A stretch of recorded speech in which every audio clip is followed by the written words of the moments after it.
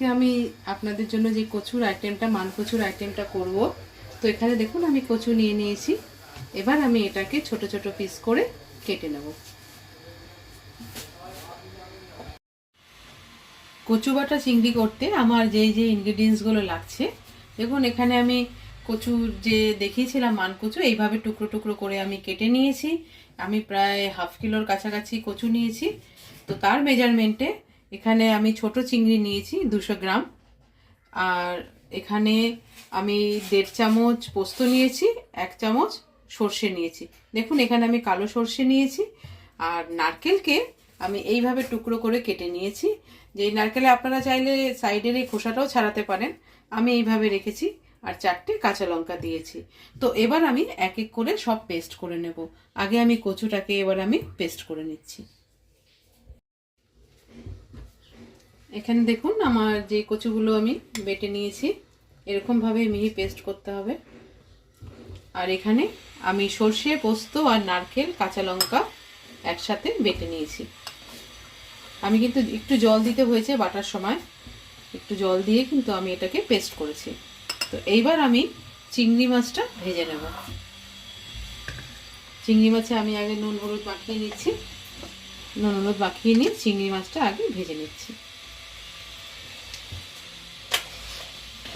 পরিমাণ মতো হলুদও দিয়ে দিলাম, হাফ চামচের একটু কম। নুন আমি হাফ চামচ দিয়ে দিলাম।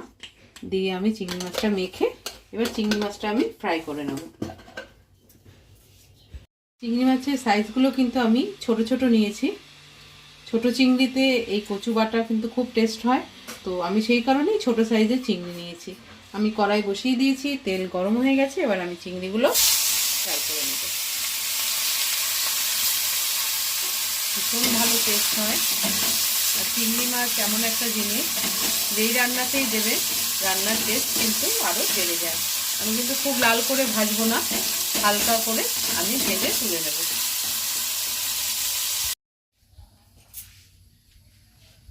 কড়াইতে আমি তেল বসিয়ে দিয়েছি।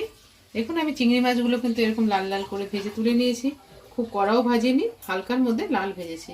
তো তেল আমার প্রায় গরম হয়ে গেছে। এবার আমি কচু বাটাটা তেলের মধ্যে দিয়ে দিচ্ছি।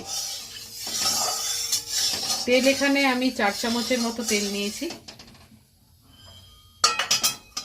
পরে আমি ওপর থেকে একটু কাঁচা সরষের তেল ছড়িয়ে দেবো।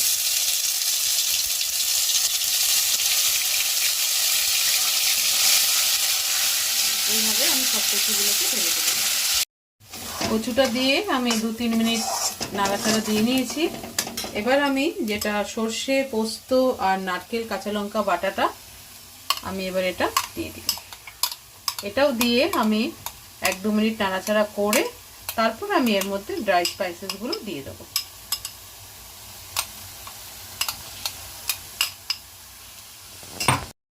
আমি পোস্ত সর্ষে বাটাটা দিয়ে 1-2 মিনিট নাড়াচাড়া দিয়ে এবার আমি স্বাদ মতো নুন দিচ্ছি।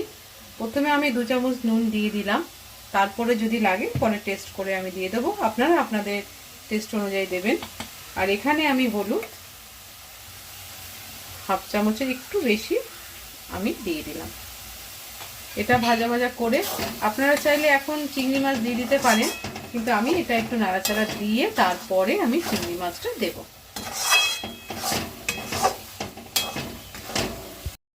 এটা আমি প্রায় 5 মিনিটের নাড়াচাড়া করে দিয়েছি, একটু ফ্রাই হয়ে গেছে। এবার আমি এর মধ্যে 1 চামচ চিনি দিয়ে দিচ্ছি। চিনি দিয়ে নাড়াচাড়া করে তারপরে আমি চিংড়ি মাছটা দিয়ে দেবো। এবার আমি এর মধ্যে চিংড়িগুলো দিয়ে দিচ্ছি।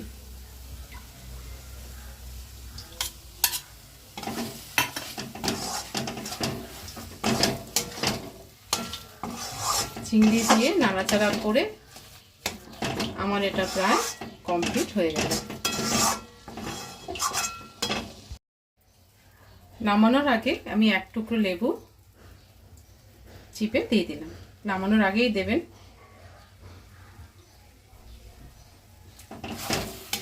সুন্দর গন্ধ বেরিয়েছে। কম ইনগ্রেডিয়েন্টসে খুব ভালো রান্না, দেখবেন এক ভাত খাওয়া হয়ে যাবে। আর কোনো আইটেমই এর সাথে লাগবে না, এত ভালো টেস্ট হয় এটা। এবার আমি এটাকে নামিয়ে ফেলবো। ওপরে একটু কাঁচা সরষের তেল ছড়িয়ে দেব, ছড়িয়ে দিয়ে আমি নামিয়ে ফেলবো। 1 চামচ কাঁচা সরষের তেল ওপর থেকে আমি এবার এটা ছড়িয়ে দেবো। তো আজকে আমার কচু বাটা চিংড়ি পুরোপুরিভাবে কমপ্লিট হয়ে গেছে। খুব কম সময়ে খুব তাড়াতাড়ি হয়ে যায়, আমার মায়ের হাতের রান্না। তো আজকে আপনাদের সঙ্গে শেয়ার করলাম। তো আপনারা অবশ্যই বাড়িতে এটা ট্রাই করবেন। ট্রাই করলে ভালো লাগলে কমেন্ট বক্সে অবশ্যই জানাবেন। আর বহুত ফুড উইথ বৈশাখী চ্যানেলটা লাইক করবেন, সাবস্ক্রাইব করবেন। Thank you.